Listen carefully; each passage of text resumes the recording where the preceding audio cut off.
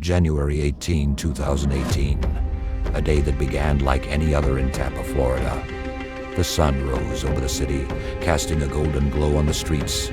People sipped their coffee, commuters filled the roads, and employees at Baytech Solutions arrived for another routine workday. But by mid-morning, that routine would shatter into chaos.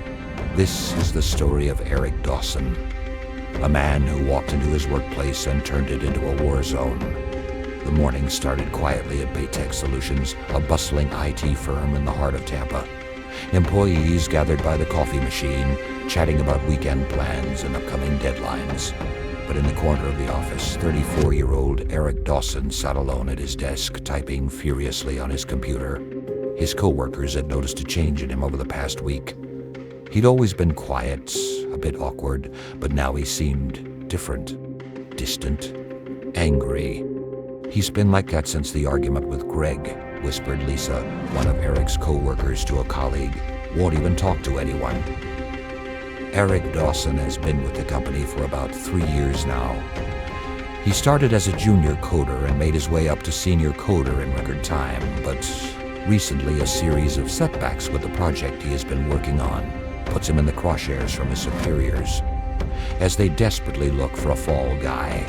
With his jaw clenched, his eyes focused on the screen.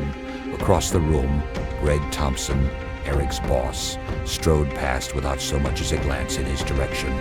This tension hadn't come out of nowhere. Just 1 week earlier, Eric and Greg had a heated argument in Greg's office. 1 week earlier. Greg Thompson slammed a folder onto his desk. "You're done, Eric. HR is already processing your termination." Eric stood frozen, his face pale. "You're making a mistake," he said, his voice low and steady. Greg shook his head. "Save it. You've been a liability for months." For a moment, Eric said nothing. Then, his eyes blazing, he leaned forward. "You'll regret this," he muttered before storming out of the office. No one took him seriously at the time. Just another disgruntled employee blowing off steam. But Eric wasn't just angry, he was planning.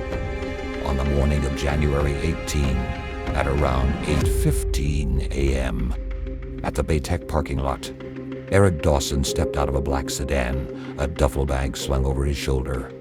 He walked toward the building, his face expressionless. A security guard smirked as Eric approached. "Heard you got canned, man. Do you need a visitor pass?" Eric didn't smile. "No," he said flatly, brushing past the guard and heading for the side door, the one with the broken keypad. Inside the office, laughter filled the air. Greg Thompson's voice boomed from his glass-walled office as he talked on the phone. "Best decision I ever made, firing that lunatic." The glass shattered. Greg slumped forward, blood pooling on his desk. Screams erupted as employees dove for cover. Eric moved methodically through the office, his gun raised. He kicked open the IT server room where 2 technicians froze in terror. "You shouldn't have laughed," Eric said calmly before pulling the trigger. The office descended into chaos. Employees scrambled under desks, their phones buzzing with frantic calls to 911 and texts to loved ones. Lisa, crouched beneath her desk, typed a message to 911. "He's here." Eric's shooting everyone. But before she could hit send, Eric's shadow loomed over her. The standoff. Outside, sirens wailed as police cars swarmed the parking lot.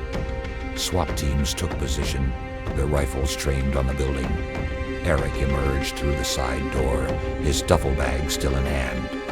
He scanned the scene, police cruisers blocking his car, officers shouting through megaphones. "Eric Dawson, drop your weapon!" Eric's eyes darted to his car, then to the officers advancing toward him. He backed against a concrete pillar. His breathing was labored. In that moment, a flashback filled his mind. The night before the attack, Eric decided to send one final message in his manifesto. The words are chilling. "They called me weak, invisible, but today they'll see me." A list of names appears below. Greg Thompson, Lisa Marlowe, Ryan Cole. Each name is crossed out in red.